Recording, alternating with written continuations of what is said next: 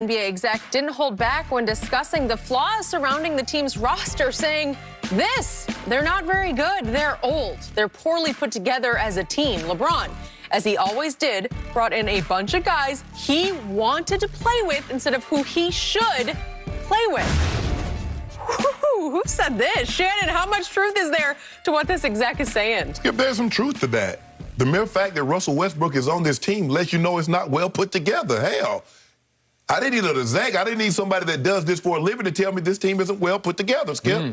LeBron has to own that. Buddy Hield was a done deal. Buddy Hield now is shooting 42% on 10 three attempts per game. Yep. That would be a better fit. Ricky Rubio would be a better fit for the Lakers than Russell Westbrook. He shot the lights out there. He made 8 of 9 threes. But, Skip, you have to understand how LeBron thinks. LeBron, for the better part of his career, he's been able to take guys that he wanted to play with. D. Wade and Bosh win 2 titles. Kyrie and Love win a title. AD win a title. It's hard to say, even though when no one else wanted J.R. Smith, he got great production out of J.R. Smith. He did. Timofey Mozgov. He turned Timofey Mozgov into the second best player on a championship contending team. Yep. He did that. So, Skip, once you do things, you get confidence that you can take anybody. LeBron James sincerely believed that he could take Russell Westbrook and he could turn him into a champ and turn the Lakers into a championship contending team with Russ. And I didn't believe, and me, the only reason that I was foolish enough to believe that is because I've seen LeBron do it before. Now, D. Wade and Bosh and AD, Kyrie and Love were a trillion times better fit than what Russ is. But LeBron, in his mind, believes. And you know what, Skip? Maybe if LeBron was in year 12, if all of a sudden he didn't have these nagging injuries, maybe he could pull it off. But the thing is, LeBron is going to have to understand that you got 61,000 minutes on your body. And the things that you once could do and that you could overcome, you can't do that anymore. Nope. And I believe this might be, and I said it, Skip, this is LeBron James' most daunting task in all of his life. In all of his life, whatever transpired as a child growing up, this will be as tough, if not tougher. Okay. Are you willing to concede to me that what I've said all along is true? Because you have previously scoffed and ridiculed me. What'd I do? What'd I say? When I've said LeBron is the GM of this team. And I think you just admitted he did put this team together. It's not Rob Pelinka. I'm sure there's input from Rob, but LeBron signs off. Skip, they had the deal for Buddy Hield. That's been widely reported. It has. And he wanted Russ. So Rob understands, the general manager, whatever your best players want, you give them. Kevin Durant and Kyrie said, go get James Harden. They went and got James Harden. So you listen to your best players because this is a superstar-driven league. Okay. You're right, Skip.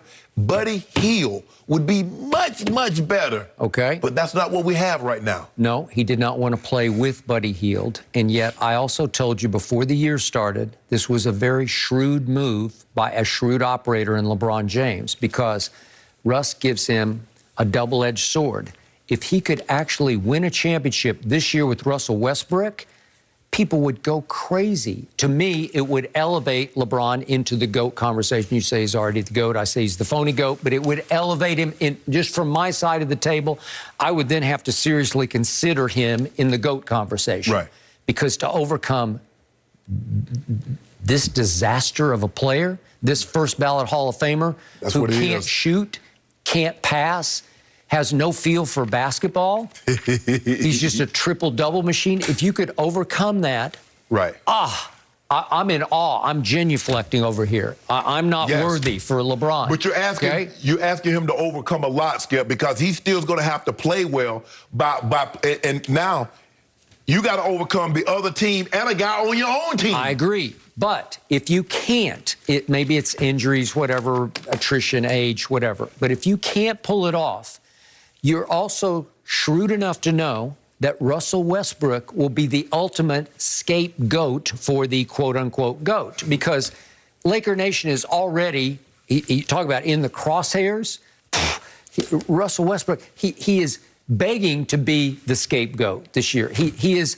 He's been terrible. I know he has, but it's easy for Laker Nation, it's easy for Shannon Sharpe, Shannon Sharpe, to say it's his fault, right? No, Skip, it's not his fault. LeBron has been nicked basically from jump.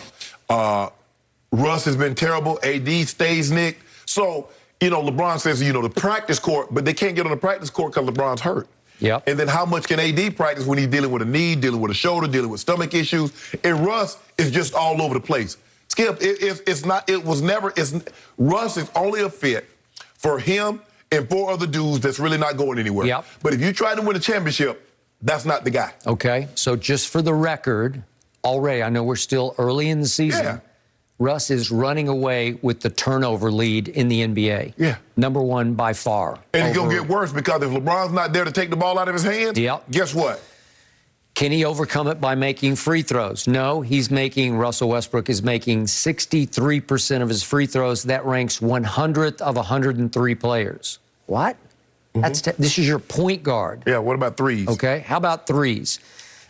He's making 26.8%. That ranks 141st of 154 players. Horrendously Damn, who bad. the 13 guys shooting worse than him? No, I didn't look, but that's how bad he is. And yet, from the floor, is it any better? No. Well, no, he's only 41.8% from the floor. This is a man who can drive it and dunk it and lay it off the glass and score fairly easily at the rim. Man, you just showed me 3. That montage you had put together. You showed me 3 air balls, and and a lot of them were from 2. From 2. So 41.8%. That ranks 101st of 138 NBA players. It's horrendously bad.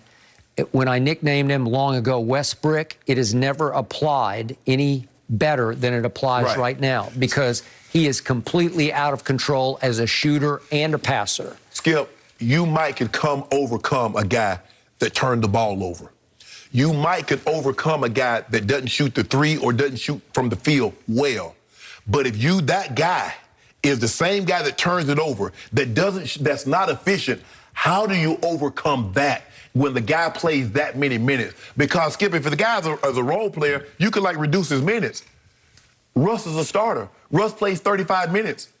So on average, he's going to turn the ball over about 5 times a game. Yep. On average, he's going to shoot less than 43, 44% on average. Okay. If you're lucky, you'll get 1 game out of every 10 where he shoots 50% from 3. But more times than not, he's going to be in the low 30s to the 20s. Okay. What did I tell you when Kevin Durant left Oklahoma City for Golden State to join forces? I told you that a source very close to Kevin told me he decided going into year 10 he cannot win a championship with Russell Westbrook as his primary decision maker on offense. Well, I'm mad at KD now. Okay. Because he waited that damn long. Well, there you go. It took him 10, 11 years to realize that. He should have realized that in year 6. But he tried and tried and tried. KD, I'm sorry. Bro, you tried. I don't know how you did it. Okay. And then what happened? Then Russ goes to James Harden, and James says, I'm sorry, I can't take this. What y'all want me to do with that? I'm out. I can't do it. And then there's the whole Oklahoma City experience with obviously Paul George. Right. And then there was Kawhi, and he wanted no part of Westbrook. And he's been rejected by so many stars in the league that LeBron said, well, watch this. I can do this. And maybe he can. But, LeBron's going to have to get healthy. Right? You can't, Skip, how you going to get healthy? I mean, you can't get no sleep at night. The one thing that goes to health and recovering from an injury is rest. That man mind can't shut his mind off like, damn, I got Russ on my team. Turning the ball over, shooting wild shots, doing all this other stuff. He can't get proper rest. What did I tell you from the start? There's only one way to utilize what he does best, and it's in the Ginobili role, coming off the bench. But there's no way Russell Westbrook's going to sit still for that. Well, how about the best role was to not have him on the team? Yeah, I agree. That's the best role for him, for the Lakers. A terrible fit. But I don't know what we do now. You got to try to get up. But who going to trade for Russ at the deadline? Nobody. Who wants this? Unless you're just a really bad team who needs a sideshow. Right. Because he's averaged triple-doubles for the last 5 years, which is something we never thought we would see. And because of that, he gets a pass for all the horrendous passes he throws. Can you imagine? I mean, Buddy Hield coming off the bench giving you like 20, 22 a night. So imagine if you had Melo and Buddy. Well, with Braun and AD. Yeah, it's why I tweeted before the year started, I can't wait to see LeBrick and Westbrick launching threes from the Laker backcourt And it's here, and it's happening, and it's fun for me to watch and miserable for you to watch. It's very miserable. Yep. It's very miserable. And it doesn't seem like it's getting any better anytime soon. Nope. Because LeBron out for the foreseeable future. And that's the worst thing can happen, is that Russ, when they fall behind, he starts going into hero mode like he's in Oklahoma City. That's the worst thing that can happen. And I'm watching that Saturday. I'm like, 1 for 13. I'm worried about his injury, too. I feel like, that's why AD's stomach fine. Yeah. AD was just watching that from the sideline like, oh, man, I already see where this is headed. Yeah, I'm going to sit this one out. I'm not Seriously, maybe he just said, I can't. I can see where this is going. Yeah. Okay, guys, did Jordan Love show enough yesterday to prove he is the Packers QB of the future? Our guys give him a letter grade for his starting debut.